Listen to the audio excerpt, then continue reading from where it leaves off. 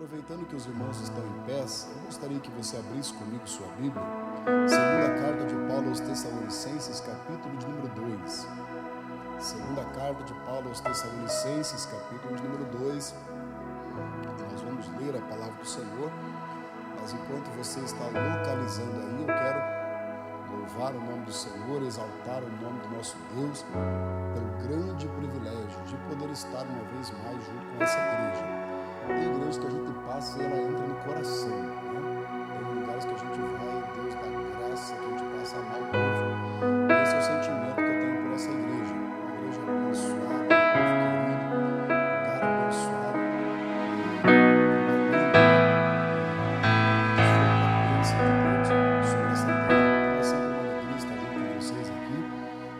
Estar junto com o pastor Isaac, que é um amigo que Deus nos deu, querido. O pastor Isaac sabe que a gente está sempre à disposição. Quando ligar e falar, preciso de você aqui, mesmo que você diga, venha e nós estamos cobrando para pregar aqui. Eu venho do mesmo jeito. Tá? Parcelo 10 vezes no cartão, né? E aí a gente vem. Deus abençoe o pastor Isaac, toda a sua família. Obrigado pela recepção, tão amável como vocês nos tratam sempre que nós estamos aqui. Deus abençoe toda essa igreja, o corpo de obreiros que está aqui, o evangelista Valdemir, que veio botar uma pressão aqui hoje, né? Difícil para pregar mesmo. É difícil que você prega muito perto de amigos, você não pode repetir mensagem, né? Eu já ouvi essa. Deus abençoe o evangelista Valdemir, que é um grande pregador, um grande obreiro da casa do Senhor, e por certo também será um instrumento de Deus. Não é bem que ele antes dele, mas não sabe o que vai acontecer. Ele é um homem de Deus, abençoado, abençoado, e é um amigo que nós temos um imenso carinho. Segunda Tessalonicenses, capítulo 2, quantos localizaram, pode confirmar dizendo amém? Segunda carta de Paulo aos Tessalonicenses, capítulo de 2, nós vamos ler lá de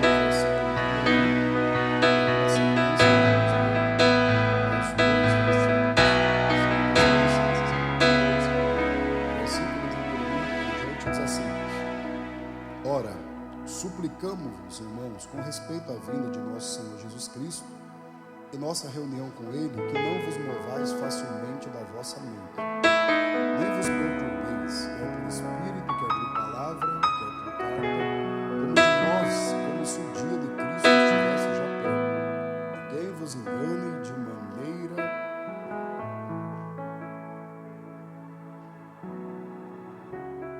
alguma, pois aquele dia não virá sem que primeiro venha a apostasia, e que o homem do pecado seja revelado, filho da perdição, o qual se opõe e se levanta contra tudo que se chama Deus ou se adora, de modo que se assentará como Deus no templo de Deus, querendo parecer Deus. Versículo de número 15 em diante diz assim: Portanto, irmãos, estai firmes e retende as tradições que vos foram ensinadas, seja por palavra, seja por nossa carta. O nosso próprio Senhor Jesus Cristo e Deus nosso Pai, que nos amou e nos deu uma eterna consolação e uma boa esperança, console os vossos corações e estabelece-te em toda boa palavra e obra. Amém. Amém, meus irmãos? Pode se assentar. Se possível, mantenha a sua Bíblia aberta em 2 Tessalonicenses, capítulo 2. E nós vamos para a meditação da palavra do Senhor. Só um rápido aviso, meus irmãos. Todos os materiais que nós costumeiramente carregamos e trazemos para abençoar a vida da igreja, essas últimas viagens foi tudo, acabou. Eu tenho só, eu acho que 3 ou 4 livros que vão estar à disposição dos irmãos aqui no final. Se algum dos irmãos quiser adquirir, eu acho que tem 2 ou 3 livros só ali que poderão abençoar a sua vida. Eu acho que eu tenho a Bíblia King James comentada versículo por versículo. Então, é uma dádiva de Deus, uma Bíblia dessa pra gente, né? Ah, pastor, li um versículo, não entendi. Já tem a explicação do versículo embaixo. Eu tenho essa Bíblia aqui. Eu tenho, acho que 3 livros desse. Um livro que trata sobre as perguntas da Bíblia, que às vezes a gente tem algumas dificuldades em entender, né? Em assimilar. Por exemplo, quem foi a esposa de Caim, onde Jesus esteve dos 12 aos 30 anos. E perguntas dessa natureza. Esse livro, ele traz todas as respostas.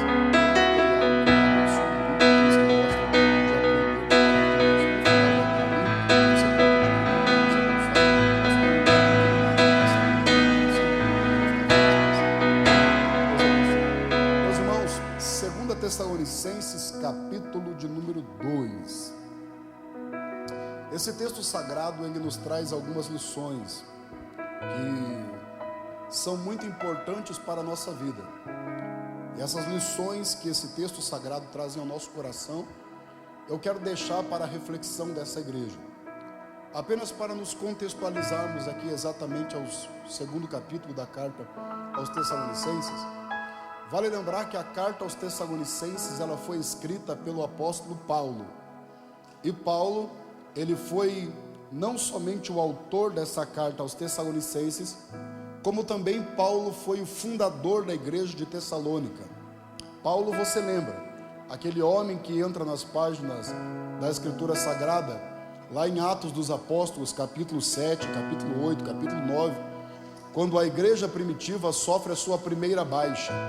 A primeira baixa da igreja primitiva é um diácono chamado Estevão, que por sua pregação, por desafiar o conceito religioso da época, ele é condenado a ser martirizado.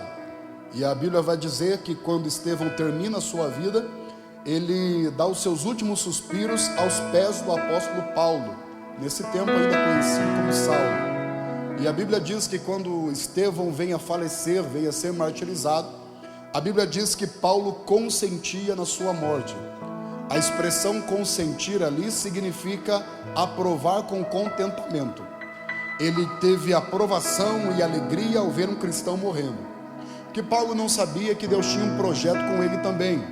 De maneira que em Atos capítulo 9, quando Paulo está indo pelo caminho de Damasco, ele tem uma experiência transcendental, e nessa experiência o Senhor Jesus se revela a ele. Ele cai por terra, fica cego, mas ele tem uma experiência com Jesus, e essa experiência gloriosa que ele tem vai transformar a sua vida por completo, de maneira que ele vai deixar de ser um perseguidor da igreja e ele vai se tornar um discípulo do mestre. Você lembra que quando Paulo começou a sua jornada, quando Paulo começou o seu ministério, Paulo não entendeu muito bem o que era o ministério, não entendeu muito bem a maneira como Deus queria usá-lo, de maneira que Paulo inicia a sua obra, ou tenta iniciar a sua caminhada ministerial, em Atos capítulo 9, servindo na igreja de Jerusalém. Só que quando ele começa a servir a Deus, ou servir também a igreja em Jerusalém, Paulo não era um obreiro tão lapidado assim, e por isso não estava sendo tão bem sucedido, a tal ponto que Paulo, ele mais arrumava confusão em Jerusalém do que somava para a igreja, de maneira que estava havendo uma perseguição contra a igreja, fruto das atitudes que Paulo tinha. Então, diante disso, de Paulo não ser um obreiro lapidado e não estar somando para a igreja gentilmente pede para Paulo que saia dali e que procure um outro rumo, procure um outro lugar onde ele seja melhor bem sucedido. Depois ele vai dizer que o próprio Deus fala com ele para que saísse de Jerusalém, e ele reluta, ele não sai. Até que a Bíblia diz em Atos capítulo 9 que a igreja de Jerusalém, tomando Paulo, conduziu-o para o porto e mandou-o de volta para a sua cidade natal, a cidade de Tarso. Paulo é enviado para lá, e depois que Paulo é enviado pela igreja de Jerusalém para a sua cidade natal, um versículo depois de Paulo sair, tem uma expressão que é complicada para um pastor, porque a Bíblia diz que um versículo depois que Paulo saiu da igreja de Jerusalém, a igreja crescia, tinha paz e se fortalecia. Para um pastor que está servindo a Deus em uma igreja, quando ele sai, ouvir, a igreja cresceu, a igreja tem paz e a igreja se fortalece, é quase como que se estivesse dizendo, era ele o problema, era ele que estava criando o caso, era ele que estava criando dificuldade. É muito complicado quando você tem um departamento que você está lutando e parece que não vai. Quando você sai, buf, cresce. A impressão que fica é que não era o teu lugar, não era o teu momento. É mais ou menos esse sentimento que Paulo está tendo. Ele é enviado para a cidade de Tarso e ele vai ficar por 10 anos lá. 10 anos agora sim sendo lapidado, moldado, trabalhado pelo Senhor.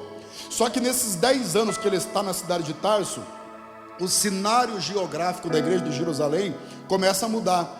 Por quê? Porque a igreja começa a sair de Jerusalém e ela começa a expandir horizontes. Ela começa a chegar em terras distantes, a tal ponto que ela vai chegar na terra de Antioquia da Síria. Quando ela chega em Antioquia da Síria, através de uma pregação de Pedro, Em Antioquia da Síria nasce uma igreja grande, poderosa, fervorosa, a tal ponto que a igreja de Jerusalém diz: nós precisamos enviar um pastor de nossa confiança para lá. Quem é o pastor de confiança que a igreja de Jerusalém vai mandar para Antioquia da Síria? Um pastor chamado Barnabé. Só que quando Barnabé vai para Antioquia da Síria, ele chega em Antioquia da Síria e ele então percebe que a igreja é grande demais para ele pastorear sozinho. Ele percebe que a igreja é poderosa demais para ele pastorear sozinho. Então o que é que Barnabé conclui? Eu preciso de um auxiliar. Quem é o auxiliar que Barnabé vai procurar? É um moço que passou por Jerusalém um tempo atrás, não foi tão bem sucedido lá, mas quem sabe ali Deus tem um projeto com ele, quem sabe ali Deus tem uma obra com ele. Então Barnabé vai sair de Antioquia da Síria e ele vai atrás desse moço que não deu certo em Jerusalém, mas que pode dar certo em Antioquia da Síria, que não foi bem sucedido em Jerusalém, mas pode ser bem sucedido em Antioquia da Síria. Essas coisas na Bíblia eu gosto demais, porque mostra que uma vez que você fracassou, não é o final da história. Quem sabe você já encontrou uma Jerusalém no seu caminho, onde você não foi bem sucedido, onde você não alcançou o sucesso que queria. Mas esse texto me ensina que para alguém que fracassou em Jerusalém, Deus ainda tem uma Antioquia da Síria, um lugar onde Ele pode levantar e pode usar para fazer a diferença. Barnabé vai atrás desse moço, Paulo, e diz para ele: vem para Antioquia da Síria e você vai servir aqui como pastor auxiliar. E Paulo vai e ele começa o seu ministério efetivamente a partir de Atos capítulo 11, servindo como pastor auxiliar na igreja de Antioquia da Síria. Ele fica capítulo 11, capítulo 12, capítulo 13 de Atos, servindo como pastor auxiliar. Só que em Atos capítulo 13 a Bíblia tem uma expressão que eu gosto muito. A Bíblia diz que estando a igreja de Antioquia da Síria reunida em uma reunião de oração, de repente, no meio da oração, a Bíblia tem uma expressão que diz assim: o Espírito Santo disse. O Espírito Santo disse. O Espírito Santo disse. Eu gosto dessa expressão quando eu leio que o Espírito Santo disse, porque quando eu vejo essa expressão, isso me dá graça para entender que o espírito que rege essa igreja não é um espírito mudo. O espírito que rege essa igreja não é um espírito mumificado. O espírito que rege essa igreja não é uma estátua na parede. O espírito que rege essa igreja não é um espírito calado. O espírito que rege essa igreja é um espírito que fala e que direciona o seu povo. E a prova de que o espírito que rege essa igreja é um espírito que fala é que alguém aqui já ouviu a voz do Espírito Santo nessa noite. E se alguém já ouviu ele falando, levante a tua mão para glorificar ao Senhor nessa noite, porque Ele está falando nessa casa. Só que escuta, o que é que o Espírito Santo diz? O Espírito Santo diz: separai-me, olha isso aqui, separai-me a Barnabé e a Paulo para a obra que eu os tenho chamado. De uma vez só, em uma reunião de oração, o Espírito Santo chama o pastor e o segundo dele, o vice-presidente dele, para os dois irem para o campo missionário. Imagina isso, pastor Isaac, em uma reunião como essa hoje, o Espírito Santo levanta e diz: peguem o pastor, pega o vice-presidente e manda os dois para o campo missionário, que é lá que eu quero usar eles. Foi o que o Espírito Santo fez. Na reunião ele se levantou e disse: peguem o pastor, o auxiliar, e mandem eles para o campo missionário, porque eu tenho uma obra para eles lá. Então sai de Antioquia da Síria Paulo e Barnabé, e ambos vão para o campo missionário. Eu acho interessante, irmãos, que quando eles saem e eles vão para o campo missionário, até ali, todas as vezes que a Bíblia ia falar sobre eles, falava Barnabé e Paulo, Barnabé e Paulo, porque Barnabé era o pastor, Paulo era o auxiliar. Só que quando vai para o campo missionário, a Bíblia inverte a expressão e não fala mais Barnabé e Paulo, a Bíblia fala Paulo e Barnabé, porque em Antioquia da Síria, Barnabé era o pastor, era o líder no campo missionário. Agora Paulo é o líder da equipe missionária. Ele mostra uma transição entre seu primeiro e seu segundo. segundo, ter seu segundo e seu primeiro, porque quem não sabe ser um segundo, jamais será um primeiro, e quem não sabe sair da posição de primeiro e se colocar em segundo em determinado momento, nunca vai ser aprovado por Deus, porque Deus não está preocupado com posições hierárquicas somente. Deus está preocupado com quem tem o coração na obra e a humildade para se colocar em posição de ouvir e de receber quando também é necessário. Atos capítulo 13 e 14, escute isso. Eles fazem sua primeira viagem missionária. Primeira viagem missionária de Paulo. Ele sai de Antioquia da Síria, sobe para a região da Seleucia, prega na Seleucia, vai para a ilha de Chipre. Em Chipre prega em Pafos, atravessa a ilha, prega em Salamina, sai de Salamina, sobe para Pérgio da Panfilha, prega em Pérgio da Panfilha, sobe para Antioquia da Pisídia. Antioquia da Pisídia, a região da Galácia, mais especificamente Galácia do Sul, prega na Galácia do Sul. Quando ele prega, Paulo fica profundamente adoecido, em virtude de um surto de malária que havia na região. Quando ele fica totalmente adoecido, Paulo precisa retornar para a sua igreja mãe, a igreja de Antioquia da Síria. Então ele volta porque está tão debilitado fisicamente que não tem condições de continuar a obra missionária. Volta para a sua igreja mãe e fica. Atos capítulo 15, ele sobe para o concílio em Jerusalém, volta para Antioquia da Síria para se restabelecer, para se curar, para se levantar de novo. E ele permanece ali por um tempo. Mas lendo a Bíblia um dia desses, eu passei a imaginar a cena. Paulo em Antioquia da Síria, ele começa de repente a andar, pastor Isaac, de um lado para outro, e ele começa a usar uma expressão mais ou menos assim: ai de mim. E alguém pergunta: ai de você o que, Paulo? A enfermidade nos olhos está incomodando? Não, os olhos não estão incomodando tanto, mas ai de mim. E alguém diz: ai de você o que, Paulo? O apedrejamento, a perseguição da primeira viagem está doendo? Ele diz: não, não está doendo, mas ai de mim. Ele continua dizendo: ai de mim. E alguém diz: que foi, Paulo? As afrontas da primeira viagem missionária fizeram você ficar debilitado, você está sofrendo. E ele diz: não é nada disso, mas ai de mim. E alguém pergunta: ai de você o que, Paulo? E ele conclui a expressão dizendo: ai de mim, se não pregar o evangelho. Eu preciso voltar para o campo missionário. E alguém diz: Paulo, você está maluco, rapaz? Você foi para o campo missionário, foi apedrejado. Você foi para o campo missionário, você sofreu. Você foi para o campo missionário, você adoeceu. Como é que você quer voltar para o campo missionário agora? E Paulo diz: eu preciso voltar, porque sim, eu sofri, sim, eu fui apedrejado, sim, eu adoeci, mas eu não prego por conforto, eu não prego por fama, eu não prego por glória humana. Mesmo sofrendo, eu preciso pregar a palavra, porque há uma chama que queima aqui dentro e que diz: prega a minha palavra. Eu preciso dizer isso para você, bem verdade é. Existem pregadores que pregam por fama, existem pregadores que pregam por dinheiro, existem pregadores que pregam por aplauso humano, mas eu preciso dizer a essa igreja: não se iluda, ainda tem homem de Deus que prega, porque o coração queima e Deus lhe deu uma chamada para fazer a obra do Senhor. Prova disso, estávamos conversando com o pastor Isaac. Tem dias que a gente está tão debilitado que se for fazer a vontade do corpo, a gente não vem para a igreja. Tem dias que a gente está tão debilitado, a voz está tão cansada, a gente está tão sobrecarregado, que se for fazer a vontade, a gente não prega. Só que há um problema para um homem de Deus. Qual é o problema? A gente não consegue ficar sem pregar. A gente não consegue ficar sem fazer a obra. Pastor Isaac, eu sei que está meio debilitado ainda, né? Passou uma noite complicada, mas está aqui no altar, foi fazer casamento hoje, está aqui dirigindo o culto. Por quê? Não é porque acha bonitinho sentar no altar, não é porque a igreja aplaude quando a gente está aqui, não, é porque quando a gente diz: Senhor, eu vou ficar um pouco em casa, Deus diz para a gente: levanta, a minha obra precisa ser feita, vai pregar minha palavra, vai anunciar o que eu te dei, vai compartilhar com o povo aquilo que eu coloquei na tua vida. A gente não prega por aplauso, a gente prega porque Deus queima dentro de nós e diz: leva a minha palavra para a igreja. É por isso que Jeremias um dia diz para Deus: Deus, eu não quero pregar mais não. E Deus diz: não quer pregar, não prega, o problema é teu. Aí passou uns dias, Jeremias voltou e falou: Senhor, eu quero pregar de novo.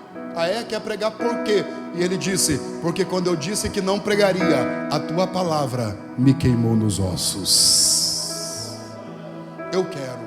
E Paulo diz: preciso voltar. Então quer voltar, volta para o campo missionário. Segunda viagem missionária, ele desce e chega em uma cidadezinha chamada Troade.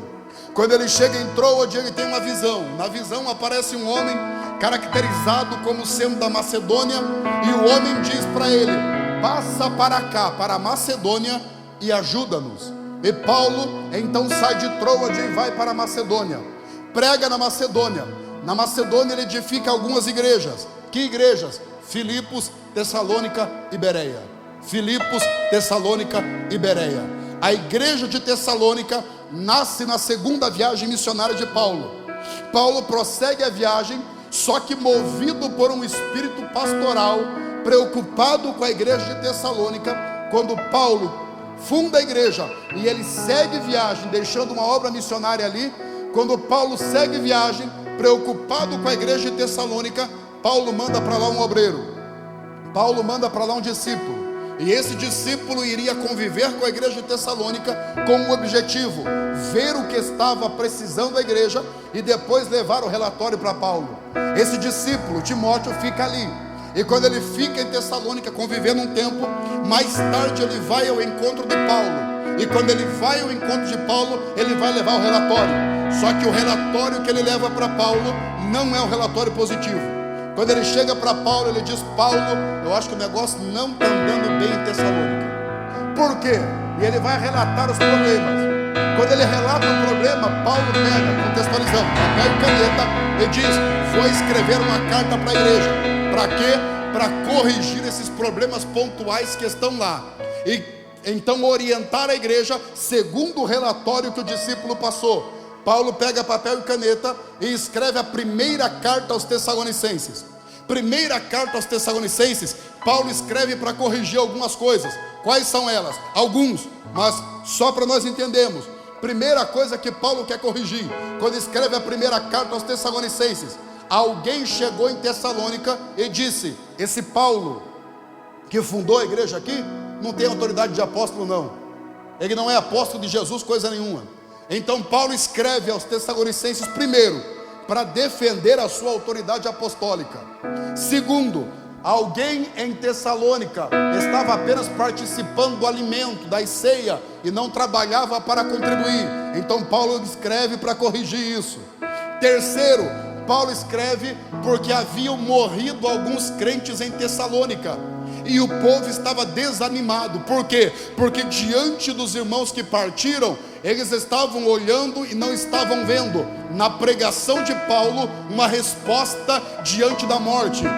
Paulo está agora sendo informado que os irmãos de Tessalônica, diante da morte de alguns entes queridos, estão desanimados, porque eles acham que a pregação de Paulo não traz resposta para a morte. Então Paulo escreve e ele vai responder isso também. A resposta de Paulo está em 1 Tessalonicenses, capítulo 4, versículo 16 e 17, quando ele diz assim: gente, não se engane, porque nós não precederemos aqueles que dormem, mas aqueles que morreram em Cristo, eles ressurgirão primeiro. Depois nós, os que estivermos vivos, nós seremos transformados e arrebatados para nos encontrar com o Senhor nos ares. Escute, Paulo está escrevendo e está dizendo para eles: vocês acham que a pregação que eu tenho não tem resposta para a morte? Então eu vou dizer para vocês isso: descansa o coração de vocês, fiquem tranquilos, porque aqueles que morreram, nós não tivemos uma separação definitiva deles. Eles morreram, mas daqui a pouco nós seremos transformados, nós seremos arrebatados, e nós vamos nos encontrar com aqueles que foram antes de nós. Deixa eu dizer uma coisa para você. Eu não sei se você teve o desprazer de, nesses últimos tempos, em virtude da pandemia, ou em virtude desse tempo maluco que a gente está vivendo, você perder alguém que você ama. Eu não sei se você já teve esse desprazer de viver esse momento de dor da separação, do luto. É um momento que ninguém quer enfrentar na vida, é um momento que ninguém quer viver na vida. Mas eu quero lhe dizer que há uma diferença entre a maneira como a igreja sofre e a maneira como o mundo sofre. Porque o mundo, quando ele está diante da morte de alguém que ele ama, o mundo muitas vezes perde a esperança, entra em desespero, porque para eles parece que é um ponto final, mas para essa igreja há uma esperança. Aqueles que se foram antes de nós, daqui a pouco a trombeta vai tocar, e nós vamos nos encontrar com eles para adorar ao Senhor por toda a eternidade. Essa esperança, não sei para você, mas para mim alegra e faz o meu coração jubilar. Eu tenho alguém que eu quero encontrar assim que a trombeta tocar. Eu tenho alguém que eu quero rever assim que a trombeta tocar. Você tem alguém que você quer encontrar também? Aquela pessoa que para nós é especial, aquela pessoa que se foi antes, aquela pessoa que Jesus levou antes de nós. Só que a gente tem o descanso que daqui a pouco a trombeta de Deus vai tocar, e nós vamos subir, e nós vamos nos encontrar com aqueles que foram antes de nós. E me permita imaginar isso. Quando nós encontrarmos aqueles que foram antes de nós, vai ser maravilhoso poder olhar nos olhos e dizer: valeu a pena ser fiel ao Senhor, porque agora, diz o apóstolo João, não haverá mais morte, nem pranto, nem dor, mas o Senhor estará com o seu povo pelos séculos dos séculos, e nós adoraremos ao Senhor por toda a eternidade. Estaremos juntos. Para o cristão, a morte não é uma separação definitiva. Para o cristão é um momento, é quase que como um sono. É por isso que quando a igreja primitiva começou a sofrer suas baixas, eles foram sepultar os seus mortos em sepulcros dos judeus, e os judeus disseram: aqui a gente não aceita crente, aqui vocês não vão sepultar. Eles foram sepultar nas catacumbas de Roma, os romanos disseram: aqui a gente não aceita crente, não pode sepultar. Até que eles acharam um espacinho onde sepultar os seus mortos. Só que eles disseram: não vai se chamar sepulcro como os judeus, não vai se chamar catacumba como os romanos. Esse lugar onde nós vamos colocar os nossos mortos vai se chamar coemiterium, de onde vem a palavra cemitério, que significa lugar daqueles que dormem. O que é que eles estavam dizendo? Nossos irmãos que foram antes de nós, é como se eles estivessem apenas em um sono, mas daqui a pouco a trombeta vai tocar e eles vão despertar. Ah, bendito o momento quando chegar isso, e essa igreja vai se unir, e nós estaremos para sempre com aqueles que foram antes de nós, por toda a eternidade, glorificando ao nosso Deus. Paulo escreve para isso, e ele encerra a primeira carta aos Tessalonicenses falando sobre o dia do Senhor, que é o dia que Deus vem para julgar o pecado da humanidade. Era o dia que o juízo de Deus cairia sobre a terra, e Deus traria então o juízo sobre todo o pecado da humanidade. Paulo escreve a primeira carta aos Tessalonicenses, olhe para mim e escute isso, e ele escreve tratando dessas coisas. Quando ele termina a carta aos Tessalonicenses, pronto, parece que tudo está resolvido. Quando ele termina a primeira carta aos Tessalonicenses, parece que todo assunto pontual na igreja que precisava ser corrigido já está certo, e ele descansa o seu coração. Só que quando Paulo descansa o seu coração, ele vai encontrar mais um problema em Tessalônica. Qual é o problema? Assim que ele terminou a primeira carta, a igreja de Tessalônica recebe uma segunda carta. Só que essa segunda carta, alguém se passando por Paulo, não era ele, mas se passando por Paulo, escreve, e nessa carta escrevendo à igreja de Tessalônica, essa pessoa se passando por Paulo dá a entender que o dia do Senhor já começou e que a igreja ficou. Dá a entender que o tempo do juízo de Deus já começou sobre a terra e a igreja ficou. Aí a igreja de Tessalônica está entrando em desespero. Por quê? Porque eles imaginam: o dia do Senhor chegou sobre a terra e nós ficamos. É mais ou menos aquela sensação de alguém que pensa que o arrebatamento aconteceu e ele não foi.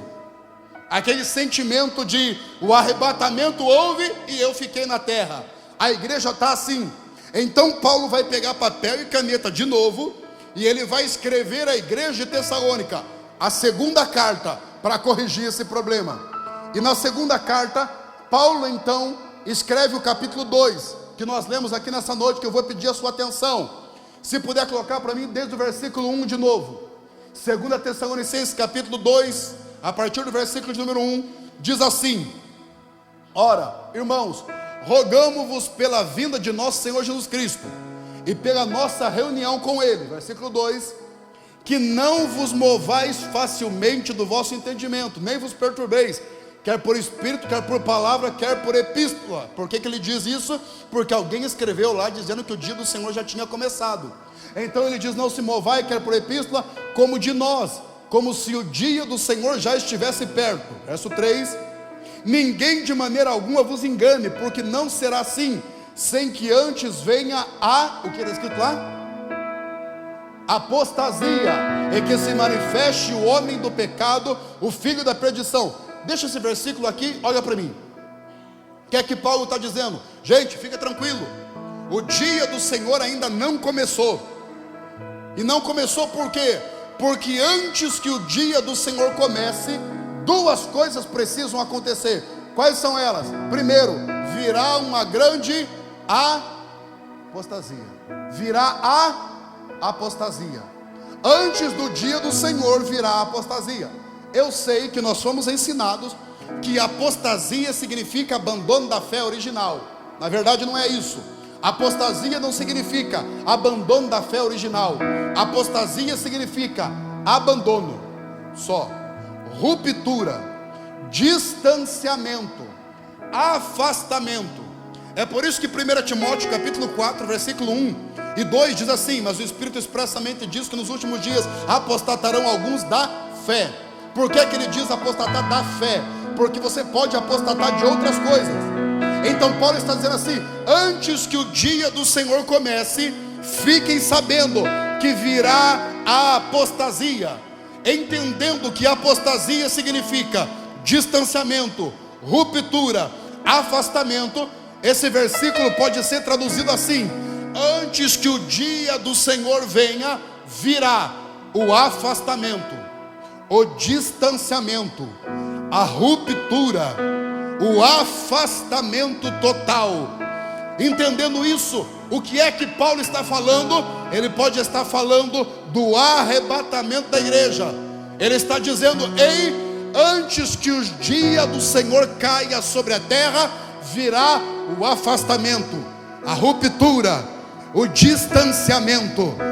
Antes que o juízo caia, Deus vai afastar a sua igreja dessa terra. Deixa eu lhe dizer uma coisa, irmão, não se iluda. Essa terra vai experimentar o juízo de Deus. Não se iluda, Deus vai julgar os pecados dessa terra. Não se iluda, Deus vai julgar toda a corrupção dessa terra. Mas a boa palavra é: quando o juízo de Deus cair sobre essa terra, você não vai estar aqui, porque Deus terá arrebatado a sua igreja da terra. Deixa eu lhe dizer, não se iluda, esse país vai experimentar o juízo de Deus. Não se iluda, essa terra vai experimentar o juízo de Deus. Deus vai julgar a corrupção, Deus vai julgar a profanação, Deus vai julgar as festas profanas, como o carnaval que nós estamos acabando de ver. Deus julgará tudo aquilo de imoral que esse país está mergulhado. Mas a boa palavra para nós é: enquanto o juízo de Deus estiver caindo sobre essa terra, nós não estaremos aqui, nós estaremos nas bodas do Cordeiro, celebrando, porque a igreja fiel foi arrebatada da terra. E se eu puder desejar algo aqui nessa noite, o meu desejo sincero é: quando a trombeta tocar, que você seja arrebatado dessa terra. Mas em nome de Jesus, que você não suba sozinho, a tua família vai subir também, a tua família vai ser arrebatada, a tua casa vai ser arrebatada. Nós precisamos resgatar essa esperança. Já tem pregador que não prega mais sobre o arrebatamento, já tem pregador que não prega sobre o inferno, já tem pregador que não prega sobre santificação. Mas eu preciso dizer, essas são as bases de nossa fé, e nós vamos continuar pregando. Vai chegar o dia que alguém vai entrar dentro dessa igreja, vai procurar os obreiros e não vai encontrar, vai procurar o pastor e não vai encontrar, vai procurar o círculo de oração e não vai encontrar. Alguém vai encontrar aqui apenas uma igreja vazia, porque a igreja do Senhor já subiu, já foi arrebatada, já está nas mansões de glória. Essa é a nossa esperança. E se alguém ainda acredita nisso, levante a tua mão, abra a sua boca e diga algo para o Espírito Santo aqui nessa noite. A igreja vai ser arrebatada da terra. Repito, a igreja vai ser arrebatada da terra. Eu sei que já tem alguém que não acredita. Está tudo bem aqui, está tudo muito bom para você aqui, mas é assim da nossa esperança. Como diz o hino da harpa cristã, nossa esperança é a sua vinda. E diz o Espírito Santo na boca desse pregador aqui: igreja, prepara-te, porque daqui a pouco a trombeta vai tocar. Prepara-te, prepara a tua vida, lava as tuas vestes, santifica o teu coração, porque a trombeta está para tocar. E quando a trombeta tocar, eu vou ser arrebatado, eu vou subir para as mansões de glória, e você vai também. Se você vai, levante a tua mão, glorifique a Deus, porque essa é a pregação da igreja.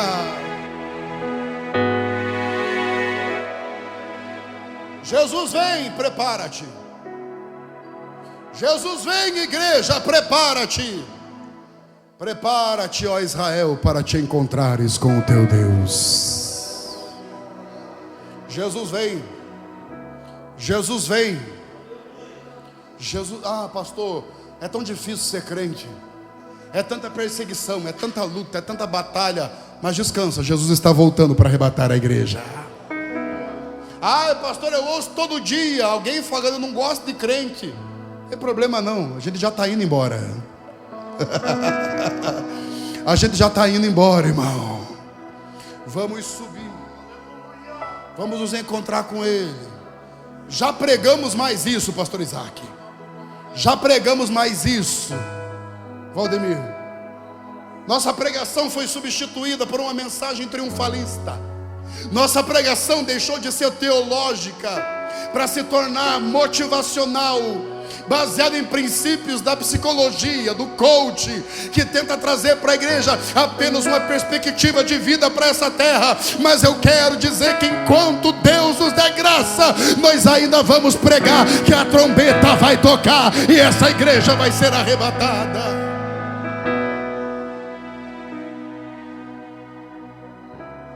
E quem sabe a trombeta pode tocar hoje. E já imaginou que coisa gloriosa? Se a trombeta toca hoje, fica esse microfone, fica o templo, ficam os instrumentos, fica tudo aqui, e nós vamos entrar na glória celestial. E quando nós estivermos chegando, imagina aquela sensação de chegar num lugar novo, né? Você não conhece o lugar, fica olhando para todo lado admirado. Olha que bonito aqui, olha que bonito lá. E quando a gente estiver chegando admirado, o lugar é bonito mesmo, hein? Quando a gente estiver chegando, o Senhor estará diante de nós. E nós vamos ouvir a frase: bem-vindos, benditos de meu Pai. Entrai e possuí o reino que vos está preparado. Irmão, se isso não faz você glorificar, eu não sei o que mais faz. Se isso não faz o teu coração vibrar, eu não sei o que mais faz. O meu coração queima ao saber, irmãos, que daqui a pouco tudo isso aqui vai ficar, toda luta, toda aflição, todo problema, e há um reino de glória preparado para a igreja, e que nós vamos entrar para adorar ao Senhor para sempre. O arrebatamento vem. Eu não pedi para você fazer nada até agora, vou pedir a primeira vez. Escolha pelo menos 2 pessoas perto de você e diga para elas: se prepara, Jesus está voltando. Diga: Jesus está voltando. Jesus vem. Jesus vem. Jesus vem para arrebatar essa igreja. Lembrei agora do testemunho de um irmão que se converteu, e era um irmão lá do sítio, da roça. E quando ele se converteu numa igreja muito bonita, ele se tornou o crente mais barulhento da igreja. E um dia os irmãos se reuniram, foram no pastor e disseram: pastor, é o seguinte, aquele irmão que se converteu aqui, ele é muito barulhento, grita demais, levanta a mão, não dá para fazer nada no culto que ele já está gritando. Vai lá e dá um jeito nele. O pastor foi: ficar tranquilo, amanhã eu vou lá visitar esse irmão. Foi lá visitar o irmão no sítio dele. Quando chegou lá, de longe viu o irmão, enxada na mão, chapeuzinho de palha, e foi se aproximando. Quando ele foi se aproximando, o irmão viu o pastor, já mandou de longe: eita glória! O pastor chegou e falou: irmão, eu vim aqui porque é um assunto meio delicado. Os irmãos na igreja estão reclamando que você grita muito. É muito aleluia, é muito glória. Eu queria saber, irmão, por que você grita tanto desse jeito? E o irmãozinho simples falou: pastor, o senhor quer saber por que eu grito? Quero. Ele disse: olha para o meu pé. O pastor olhou aquele pé empoeirado, todo cortado. E o irmão disse: pastor, eu grito porque daqui a pouco esses pés empoeirados vão andar em rua de ouro e cristal. Ele disse: pastor, ó meu chapéu, tá vendo? Chapéuzinho de paia, tô vendo. Pastor, não tem como eu não gritar, sabendo que daqui a pouco o Senhor vai tirar esse chapéuzinho de paia e vai me dar um galardão de glória. Pois dessa, o pastor virou para ele e falou: irmão, eu tô indo embora. E a partir de agora não tem mais só você que grita, tem dois para gritar na igreja junto. Porque o coração se alegra ao saber que Jesus vai arrebatar a igreja. Será que alguém acredita nisso e pode dar um grito de glória aqui nessa noite, para mover o céu com a adoração dessa igreja?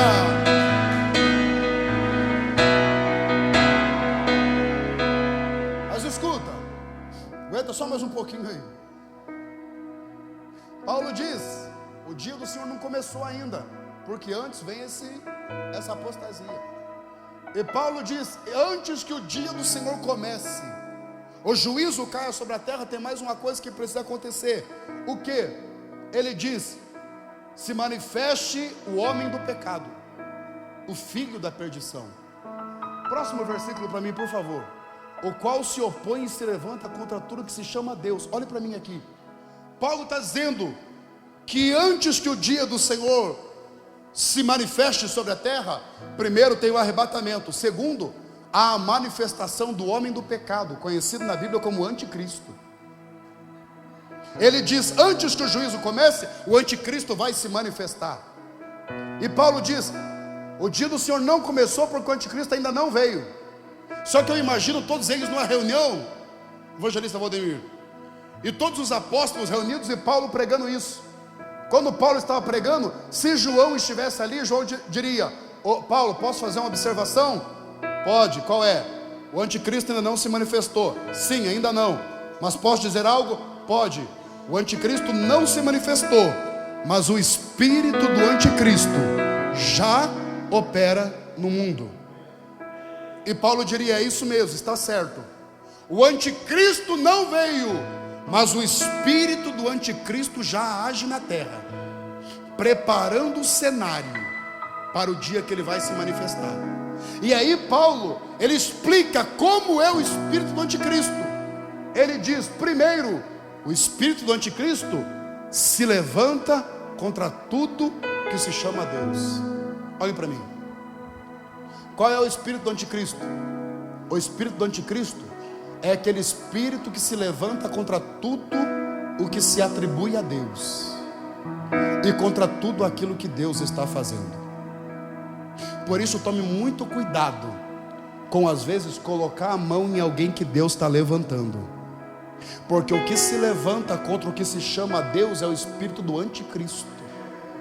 O espírito do anticristo se opõe a tudo que Deus está fazendo. Tudo que você diz é obra de Deus, o anticristo diz: não, é obra do acaso. Tudo que você diz foi Deus que fez, o anticristo diz: não, isso aí é obra da tua força, isso aí é a tua capacidade. Onde é que você vê o espírito do anticristo? Irmãos, eu preciso falar isso. Os ensinamentos que nós recebemos são carregados disso. Qual é o ensinamento que você recebeu aqui na igreja? Deus fez o homem à sua imagem e semelhança. Isso é o que nós dizemos. Mas o que é que você é ensinado? Não, você não é obra de Deus não, querido. Você é simplesmente uma obra do acaso. Você é uma evolução natural. Você não está aqui porque há um projeto. Você está aqui porque houve um acidente na natureza, e esse acidente na natureza, ele fez com que as coisas fossem caminhando até aqui. Não é obra de Deus, é obra do acaso. Não é obra de Deus, é uma coincidência. Não é obra de Deus, é uma explosão qualquer. Não é obra de Deus, é uma obra do acaso que houve e que gerou todo esse universo. O espírito do anticristo tenta roubar a glória de Deus, atribuindo ao acaso ou ao homem aquilo que foi Deus que fez. Mas essa igreja ainda vai dizer: nada aqui é por acaso, tudo é dele, por ele, para ele, a ele seja a glória para sempre. O espírito do anticristo se levanta contra tudo que se chama Deus. Só que Paulo ainda diz assim: ele também se assentará no trono como Deus. Qual é o espírito do anticristo, irmãos? O espírito do anticristo é tudo aquilo que entra no templo, requerendo para si aquilo que pertence só a Deus. Escuta, o espírito do anticristo é o que entra dentro do templo. Está a expressão templo ali. Entra dentro do templo, requerendo para si aquilo que pertence só a Deus. O espírito do anticristo é o cantor que vem cantar aqui e acha que se ele não cantar, Deus não está na igreja. O espírito do anticristo é o pregador que vem pregar aqui e que quer ser adorado, idolatrado, aplaudido pelo povo. O espírito do anticristo é o pastor que acha que a igreja é dele, é ele que manda, é ele que faz. A palavra dele é a lei. O espírito do anticristo é aquilo que quer puxar para si aquilo que deveria pertencer a Deus. Porque deixa eu te dizer, aqui dentro ninguém merece louvor nem aplauso. Aqui dentro toda honra, toda glória, toda adoração é só aquele que está sentado no trono. O espírito do anticristo quer glória para si, quer aplauso. Essa geração que a gente vive de pregadores hoje. Pastor Isaac faz congresso, sabe disso. Liga para algum dos famosinhos por aí para você ver. Primeiro que você não fala com ele, você fala com o assessor dele. E você falou com o assessor dele: eu queria trazer um irmão para trazer uma palavra aqui. A lista de exigências vai quase ao infinito. Os valores são exorbitantes. E eles veem sua postura de estrela, seu status, o povo aplaudindo, o povo reverenciando, e o Espírito Santo ficando de lado. Porque o homem está requerendo para si aquilo que era de Deus. É por isso que tem irmãozinhos aqui de cabelo branco que pode relembrar que há um tempo atrás a igreja não precisava de cantor famoso nem de pregador famoso. Poderia vir um irmãozinho mais simples aqui, mas se ele está pregando a palavra de Deus, a igreja era mergulhada na glória do Espírito Santo. A gente não vinha aqui para ver artista, a gente não vinha aqui para aplaudir homem, a gente não vinha aqui para reverenciar o homem, a gente não tinha um culto antropocêntrico onde o homem é que brilha. A gente tinha consciência que aqui o nome do Senhor é que é exaltado e que é glorificado. E é hora da igreja resgatar essa essência, é hora da igreja voltar para a adoração verdadeira, é hora da igreja dizer para essas estrelas de púlpito: é hora de vocês saírem daqui, porque aqui só tem um que brilha. É hora da igreja dizer para esses homens que se acham muito grandes: é hora de você sair da frente, porque essa igreja não adora o homem, essa igreja adora aquele que tem as mãos furadas e que morreu para resgatar o seu povo. Espírito do anticristo. O espírito do anticristo está muito presente no meio dos jovens. Eu lembro, há um tempo atrás me convidaram para um show de um cantor. Eu já não gosto de show, mas disseram: vamos que a gente paga. Aí eu falei: de graça eu vou. Eu fui no show. Cheguei lá, um ambiente à noite, todo escuro, e anunciaram que o cantor da noite iria entrar. Quando ele iria entrar, toda aquela preparação, jogo de luz, o som, e eu tô lá vendo o show. E o povo começou a gritar o nome do cantor, pastor Isaac.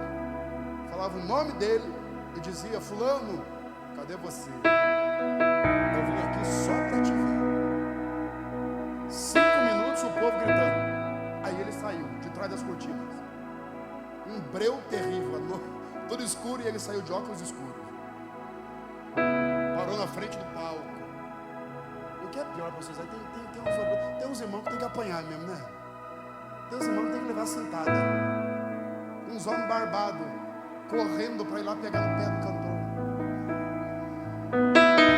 Uns homens barbados dando a camiseta: assina aqui para mim.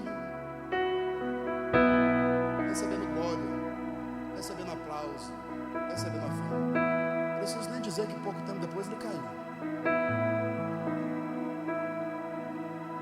Mas às vezes o que me preocupa não é só o homem querendo isso. O que me preocupa é a igreja aceitando idolatrar homens. O que me preocupa é a igreja aceitando emprestar esse tipo de culto a homens. O que me preocupa é a igreja querer estrelas. O que me preocupa é a igreja querer um homem que vem aqui com pose de artista e não de pregador. Nós estamos fazendo o que com o culto?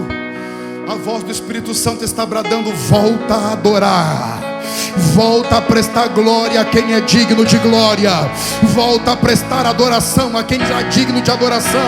É hora da gente tirar todo o estrelismo do nosso meio. É hora da gente nos prostrar e dizer: Senhor, perdoa por toda adoração que nós não lhe prestamos, mas agora nós queremos render a Ti a honra, a glória, o domínio, o poder, a exaltação para todos sempre. A igreja adora o Teu nome.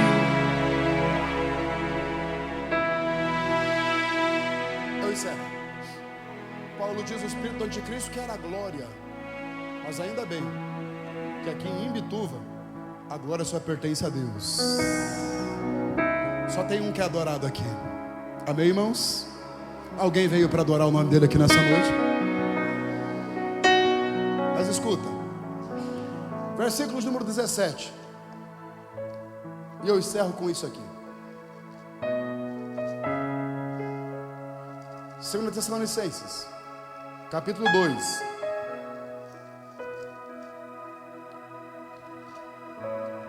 versículo de número 15 em diante. Vamos começar por aqui. Paulo diz: o arrebatamento não aconteceu, o anticristo não veio, o dia do Senhor não se manifestou. Como o dia do Senhor não se manifestou, Paulo diz: vou dar um conselho para vocês. E qual é o conselho que Paulo dá? Primeiro conselho: irmãos, já que o dia do Senhor não começou, primeiro, estai firmes e retende há uma versão que diz: retende a doutrina, ou as doutrinas que vos foram ensinadas. Então escute, Paulo diz: já que o dia do Senhor não começou, vou dar um conselho para vocês. Qual é, Paulo? Fique na doutrina. Vou repetir, tá? Já que o dia do Senhor não começou, fiquem na doutrina que vocês receberam. Sou eu que estou falando, não, tá lá. Paulo está dizendo: já que não houve, fica firme naquilo que você recebeu. Não troca o ensinamento que você recebeu. Eu sou um pregador relativamente jovem, 40 anos. Eu sei que não parece, parece mais, né? Mas com 40 anos eu tenho uma preocupação, pessoal. Essa geração nova está jogando fora todo o ensinamento que a gente recebeu. Valdemir, o que foi ensinado, eles dizem: não, era assim, agora não é mais. Já tem pastor, eu vou dizer com conhecimento de causa, a gente tem pastor assembleiano calvinista, ensinando que os dons já não são mais para hoje, ensinando que esse negócio de língua estranha cessou. Esse negócio de salvação, não, uma vez salvo para sempre, já era. A gente tem pastores que já não acreditam mais em profecia.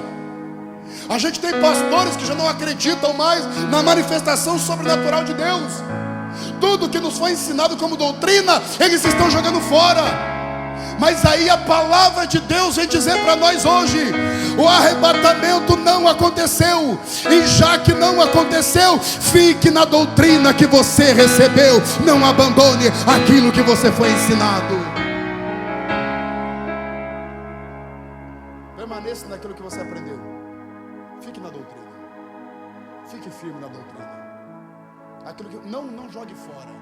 Não, mas eu vi no YouTube e falaram que agora está liberado. Deixa o pregador do YouTube para lá. Não, mas agora o tempo é outro. Nós somos elitizados. Deixa a sua elitização para lá e fique na doutrina que essa palavra ensina. Fique na doutrina que jorra desse altar. Eu sinto Deus nessa casa. Fique na doutrina que o pastor tem ensinado. Não vai na conversa de alguém que quer mudar tudo que essa igreja foi ensinada. Essa igreja nasceu debaixo de doutrina e Pentecoste, e assim ela vai continuar, debaixo de doutrina e Pentecoste. A Bíblia está dizendo: não saia, não retroceda. Não, pastor, mas eu tenho medo de parecer retrógrado. Seja retrógrado para esse mundo. Não, pastor, mas eu tenho medo de lá na faculdade eu parecer antiquada. Pareça antiquada, mas de um jeito ou de outro permaneça fiel a essa palavra. Não saia da doutrina, seja santo, porque a trombeta daqui a pouco vai tocar e essa igreja vai ser arrebatada. Fica na doutrina. E por último, versículo de número 16. E o próprio Senhor Jesus, o nosso Deus e Pai, que nos amou e uma graça nos deu uma eterna consolação e boa esperança, console os vossos corações e vos confirme em toda boa palavra e obra. O que é que Paulo está dizendo? Não percam a esperança. Fique na doutrina e não abra mão da esperança de que a trombeta vai tocar. Não perca a esperança. Pastor, eu ouço a história de arrebatamento desde que eu nasci. Passou o tempo e Jesus não veio, mas a igreja ainda tem essa esperança. Daqui a pouco a trombeta vai tocar. E você quer uma boa notícia? Quando a trombeta tocar, você vai ouvir o seu nome sendo chamado. Vou repetir: quando a trombeta tocar, você vai ouvir o seu nome sendo chamado. Se alguém crê nisso, se coloque em pé no seu lugar, glorificando a Ele, exaltando a Ele, porque daqui a pouco essa trombeta toca e nós seremos arrebatados.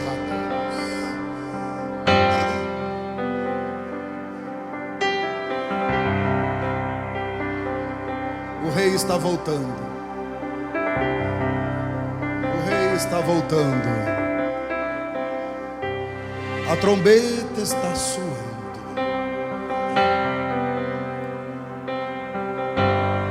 O meu nome ouvirei Jesus chamar.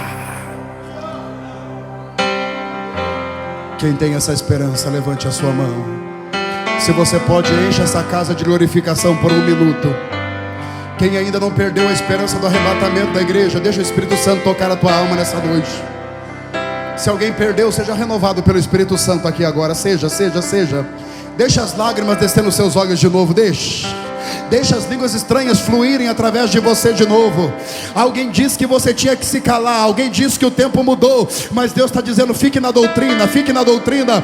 Você foi ensinado assim, permaneça assim. Você foi ensinado assim, permaneça assim. Adore ao teu Senhor, levante a tua mão, porque o Senhor está dizendo: seja renovado, igreja. Renovados até o arrebatamento, cheios até o arrebatamento, tomados de glória até o arrebatamento.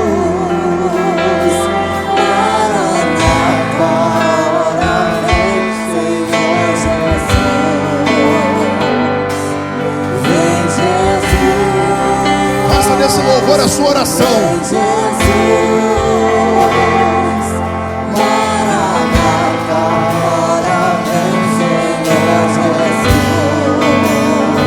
Meu Deus, diga isso.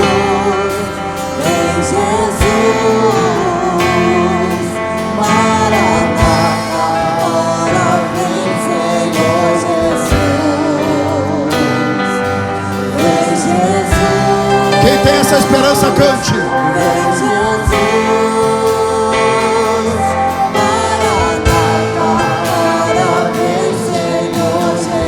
Isso. Se você pode, levante a sua mão e diga: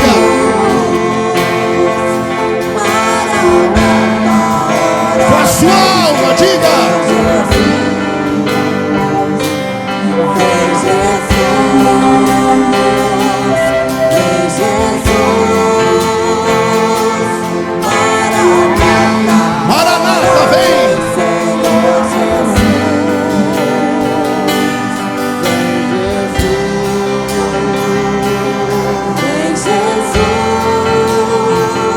Uramana calabara shuri me cantaramai. Oribi clama labashuri cantarama hadaraba cantaraba. Uramana sialabara shuri me cantaraba. Uracanda la mandara shuri me cantarabia. Arabai canto récia nubracaia. Elabara sanga manacalabara shuri me cantarabai. Olha a igreja firmada na doutrina que ainda aguarda o arrebatamento da igreja. Olha o povo santo com veste purificada, esperando o toque da trombeta. Essa igreja ainda aguarda o toque da trombeta. Nós não saímos do ensinamento que recebemos, nós estamos aguardando. E de mãos levantadas a igreja diz: Maranata, vem Senhor Jesus, vem, vem. Há uma igreja que te espera, há uma igreja que te aguarda. Vem para arrebatar esse povo, vem para levar essa igreja para as mansões de glória. Essa igreja tem a esperança e por isso ela te adora. Vem Jesus, vem Jesus, Maranata, ora vem Senhor Jesus. Vem Jesus, vem Jesus, Maranata, ora vem Senhor Jesus.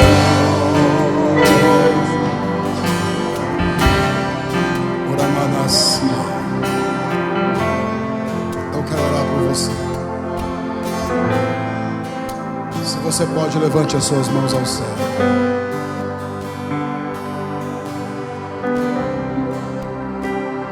Oricanda Lamanas.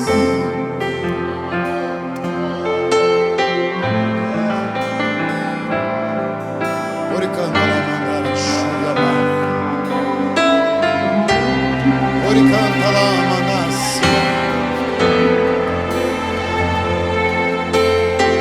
Oriclama Lamanas. Oriamana Calabas. Limanas. Limana Cantarasia. Surai. Uracalabara Shodaraba. Uramana Calabas. Suraka. Iracia Labacandasia. Irama.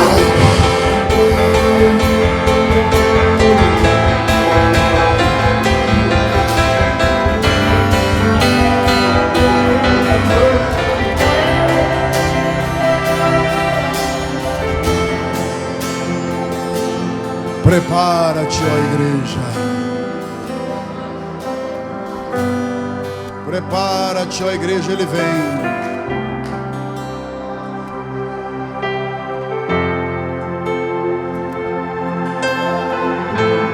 Fica firme na presença do Senhor, porque o nosso leve e momentâneo peso de tribulação não há de se comparar com o peso de glória que em nós há de ser revelado. Igreja perseguida fica na doutrina, igreja atacada fica na doutrina, igreja taxada de tantas coisas por essa sociedade fica na doutrina, porque ele vem, ele vem. Os céus se rasgarão ao meio, a trombeta tocará, os que morreram em Cristo ressuscitarão primeiro, depois nós, os que estivermos vivos, seremos transformados, porque convém que isso que é mortal se revista da imortalidade, e o que é corruptível se revista da incorruptibilidade. E então se cumprirá a palavra que diz: tragada foi a morte pela vitória.